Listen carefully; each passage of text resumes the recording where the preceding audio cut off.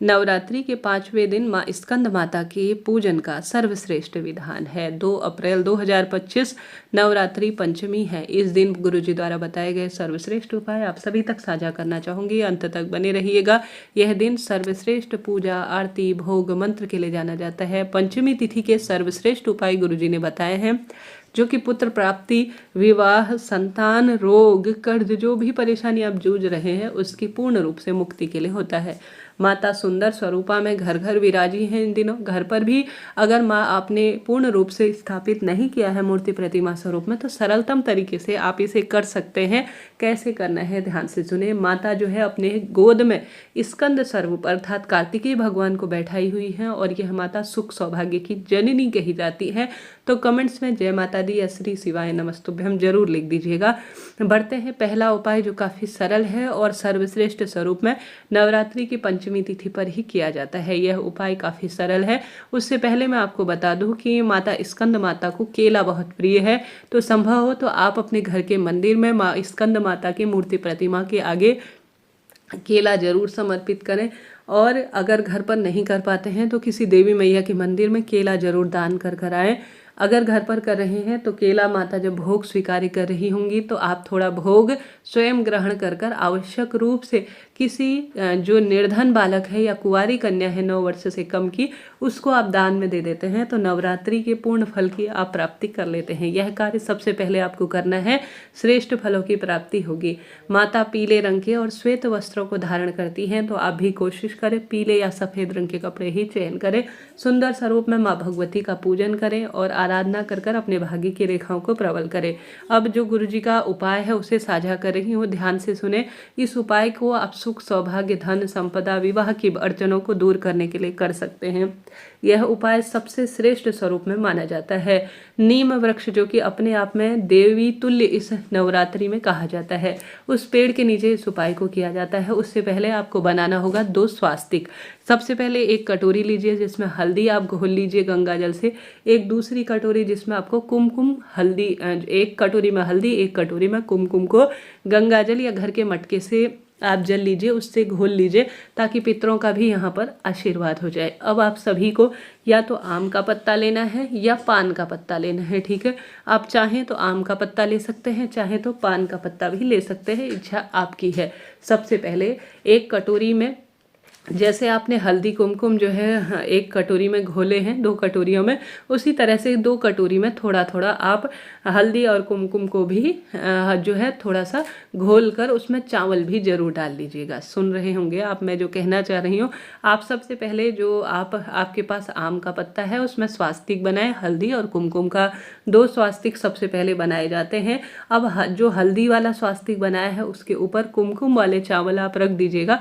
जैसे मैं निवेदित कराया, कटोरी में आपको कुमकुम के चावल कर लेने होंगे, तो आप सभी को हल्दी वाले स्वास्तिक में कुमकुम वाला चावल डालना है और कुमकुम वाले चावल में हल्दी वाला जो है चावल रख देना है। और यह कार्य करते हुए जो आपकी मनोकामना है, जैसे विवाह की बाधा दूर करने, मनचाही नौकरी, धन संपदा, पुत्र पौत्र की प्राप्ति के लिए, सब आप कह दीजिए।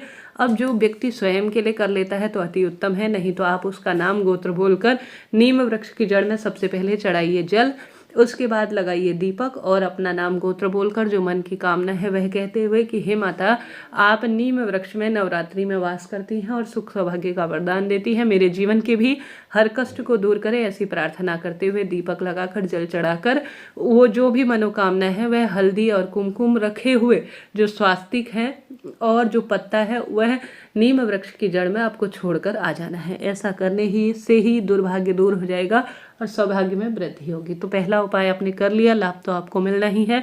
बात कर लेते हैं दूसरे उपाय की। यह उपाय काफ़ी सरल है। बुधवार का दिन है। हरे मूंग, जो कि बुध ग्रह से संबंध रखते हैं, पढ़ाई करने वाले बच्चे या आप स्वयं नौकरी इत्यादि के लिए कर रहे हैं तो यह वीडियो आपके लिए है।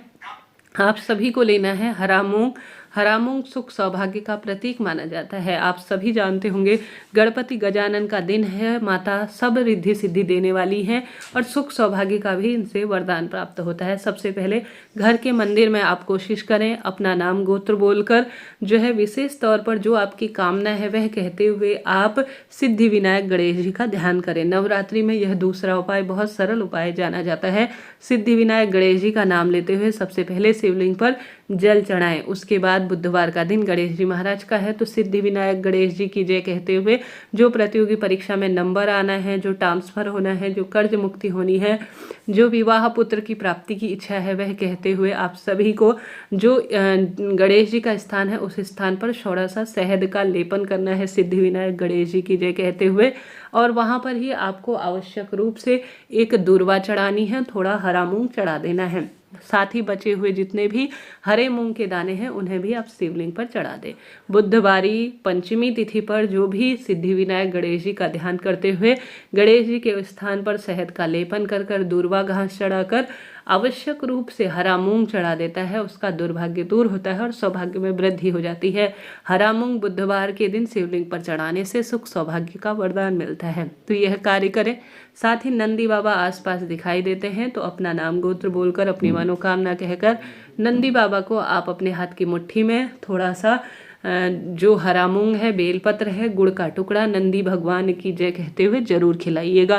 तो यह कार्य बड़े सरल से हैं। 2-3 उपाय भी एक साथ कर सकते हैं, 1-2 उपाय भी कर लेंगे तो लाभ तो आपको होना ही है। मैंने आपको बताया 2-3 उपाय बढ़ते हैं चौथे उपाय की तरफ। यह उपाय काफ़ी सरल है और इसके अद्भुत लाभ देखे गए हैं।